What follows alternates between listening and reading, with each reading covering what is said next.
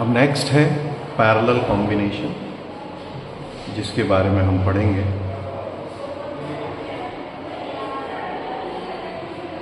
Parallel combination, जिसे हिंदी में हम कहते हैं समांतर क्रम संयोजन। ठीक है, अब ये समांतर क्रम संयोजन क्या होता है, पैरेलल कॉम्बिनेशन क्या होता है कैपेसिटर्स का, यानी कि संधारित्रों का। यहाँ पर देखिए आप, जैसे मान लीजिए हमारे पास एक कैपेसिटर है, फिर ये दूसरा संधारित्र है, ये तीसरा है C1, C2, C3। अब इन सबके जो लेफ्ट हैंड साइड वाले एंड है वो एक पॉइंट से, और राइट हैंड साइड वाले एंड जो है वो एक पॉइंट से अगर हम कनेक्ट कर दें तो हमारे पास पैरेलल कॉम्बिनेशन आ जाएगा। अच्छा, अब ये तो अनचार्ज कंडीशन है, कोई भी कैपेसिटर चार्ज नहीं है, कोई भी कैपेसिटर जो है वो आवेशित नहीं है। अगर मान लीजिए ये चार्ज है, सपोज दैट, तो आप क्या करेंगे,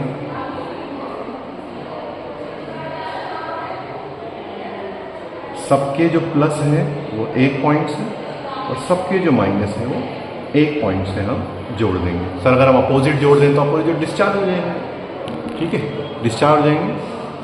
अब आगे देखिएगा, अब यहाँ पर देखिए अलग अलग रास्ते आपको देखने के लिए मिल रहे हैं। तो डिफरेंट पाथ्स या डिफरेंट पाथ की जगह आप ऐसे लिख सकते हैं मैनी पाथ्स, भिन्न भिन्न पथ। तो चार्ज डिफरेंट होगा,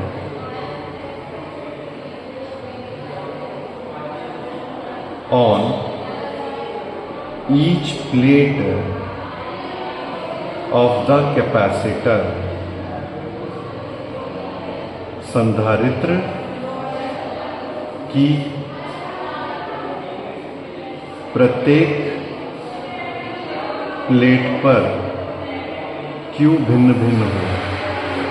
अब आपको समझनी है ये बात यहाँ पर कि जो सीरीज कॉम्बिनेशन था, सीरीज कॉम्बिनेशन में हमने ये देखा कि भाई चार सब पे सेम आ रहा है, क्योंकि उसमें रास्ता एक ही था, इसमें अलग अलग रास्ते हैं।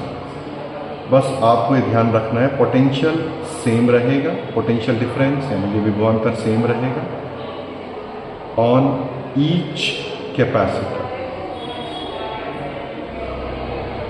प्रत्येक संधारित्र पर सेम रहेगा। ठीक है, क्यों रहेगा वो आगे समझाएंगे आपको। अब हम जानते हैं कि Q बराबर क्या होता है, CV। अब हमने कहा विभव जो है वो कांस्टेंट है, यानी कि सेम है, तो चार्ज किसके डायरेक्टली प्रोपोर्शनल हो गया, कैपेसिटेंस के, यानी कि धारिता के। तो अगर कैपेसिटेंस ज़्यादा है, जैसे C1 बड़ा है C2 से, C2 बड़ा है C3 से, तो क्या होगा, C1 पर चार्ज ज़्यादा आएगा, C2 पर चार्ज उससे कम आएगा, और C3 पे चार्ज उससे कम आएगा। तो जितना बड़ा कैपेसिटेंस उतना बड़ा चार्ज। तो यहाँ पर आपको ध्यान रखना है, चार्ज डिफरेंट होने का एक मतलब ये भी है, अलग अलग कैपेसिटेंस तो अलग अलग चार्ज आपको देखने के लिए मिलेगा। ठीक है, और पोटेंशियल सेम रहेगा। तो अब देखिए हम यहाँ पर दो कैपेसिटर ले रहे हैं, दो संधारित्र हम ले रहे हैं। एक की कैपेसिटेंस C1 है, एक की कैपेसिटेंस C2 है, एक की धारिता C1 है, एक की धारिता C2 है।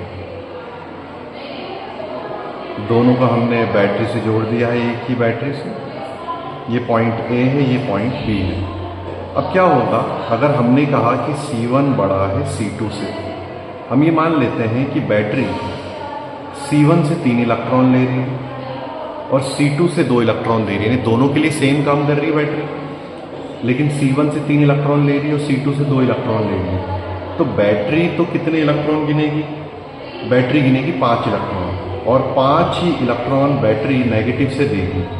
तो यहाँ पर 3 इलेक्ट्रॉन आएंगे, यहाँ पर 2 इलेक्ट्रॉन। ऐसा क्यों हो रहा है, क्योंकि इनके कैपेसिटेंस अलग अलग है, इनकी धारिताएँ अलग अलग है, इसलिए ऐसा देखने के लिए मिल रहा है।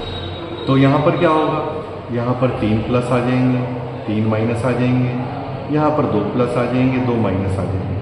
तो बैटरी को इस बात से कोई मतलब नहीं है कि ए पॉइंट से कितनी प्लेटें जुड़ी हैं या बी पॉइंट से कितनी प्लेटें जुड़ी हैं, वो तो सिर्फ इस बात को देख रही है कि कौन कौन यहाँ पर जुड़ा हो, नंबर ऑफ प्लेट्स को नहीं देख रही है। वो तो पॉइंट को एक ही गिनेगी, इस पॉइंट को भी एक ही गिनेगी, तो जो पोटेंशियल डिफरेंस आएगा दो पॉइंट्स के बीच में वो एक ही रहेगा। दो पॉइंट से तो पोटेंशियल डिफरेंस तो एक आएगा, दो तो आ ही नहीं सकते। ठीक है, तो अब यहाँ पर ये ध्यान रखना है, जब भी पैरेलल कॉम्बिनेशन हो, चाहे वो कैपेसिटर का हो, सेल का हो, चाहे वो रजिस्टर्स का हो यानी कि प्रतिरोधों का हो, सेल का हो, हमेशा जो पोटेंशियल डिफरेंस है, जो विभवांतर है, वो सेम ही आएगा। ठीक है, चलो आगे बढ़ जाते हैं। तो भाई बैटरी ने कितने इलेक्ट्रॉन गिने? 5। C1 कह रहा है मैंने तो 3 दिए, C2 कह रहा है मैंने कि 2 दिए, तो अगर मैं इन दोनों का एडिशन करूंगा तो 5 के बराबर आ जाएगा। तो ये जो 5 इलेक्ट्रॉन है ये तो टोटल चार्ज को शो कर रहा है, कुल आवेश को। ये C1 के चार्ज को शो कर रहा है और ये C2 के चार्ज को शो कर रहा है। तो अब Q1 की जगह लिख दूंगा C1 भी, Q2 की जगह लिख दूंगा C2 भी, V कॉमन आ जाएगा, C1 प्लस C2, और Q में V का डिवाइड कर दूंगा, C1 प्लस C2। इसको इक्वेशन फर्स्ट दे दिया हमने। फिर आगे देखिएगा,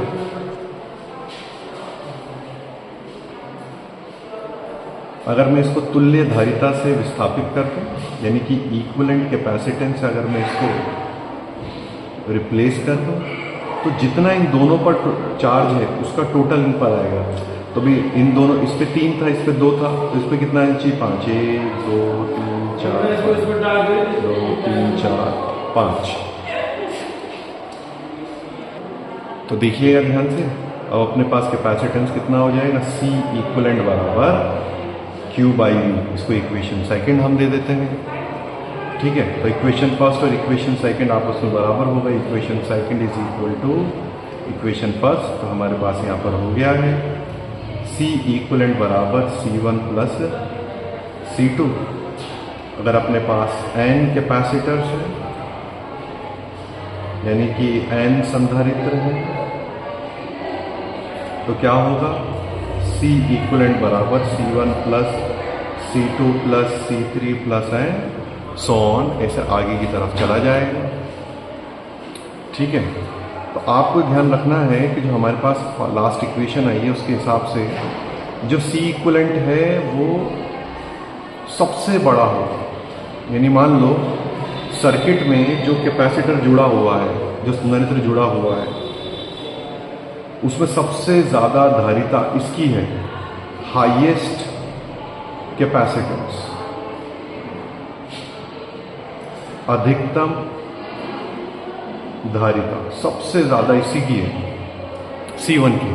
तो उससे भी बड़ा होगा C इक्विवेलेंट, बड़े से भी बड़ा होगा। ठीक है, फिर आगे देखिएगा, अगर हमारे पास N आइडेंटिकल कैपेसिटर्स हों, N आइडेंटिकल कैपेसिटर्स, N समान संधारित्र हो, अगर ये हमारे पास है, तो C1 बराबर है C2 के, C2 C3 के एंड सो ऑन। ठीक है, तो जो इक्वेशन थी उसमें C1 की जगह C, C2 की जगह C, C3 की जगह C एंड सो ऑन। तो हम इसको लिख सकते हैं N इंटू C। तो देखिए हमारे पास जो सीरीज़ वाला था उसमें एक फार्मूला निकला, पैरेलल वाले में एक फार्मूला निकला। तो सीरीज़ वाले में निकला C बाई N, पैरेलल वाले में निकला N इंटू C। तो इस CS को हम ये भी कह सकते हैं मिनिमम कैपेसिटेंस, यानी कि न्यूनतम धारिता। और ये जो पैरेलल वाला है इसको हम कह सकते हैं मैक्सिमम कैपेसिटेंस, यानी कि अधिकतम धारिता।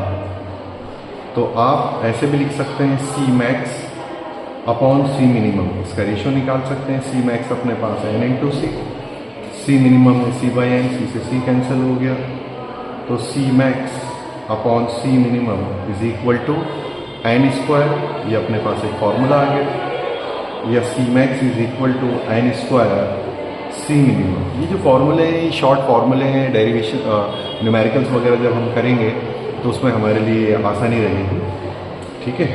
और अगर आप मल्टीप्लाई कराते हैं सी मैक्स इंटू सी मिनिमम का, तो अपने पास हो जाएगा एन इंटू सी और सी बाई एन, एन से एन कैंसिल हो जाएगा, तो C max into C minimum is equal to C square के बराबर हो जाएगा। तो दोनों जो कॉम्बिनेशन थे वो कंप्लीट हो गए हैं, इनकी प्रैक्टिस कीजिए ताकि आसानी रहे।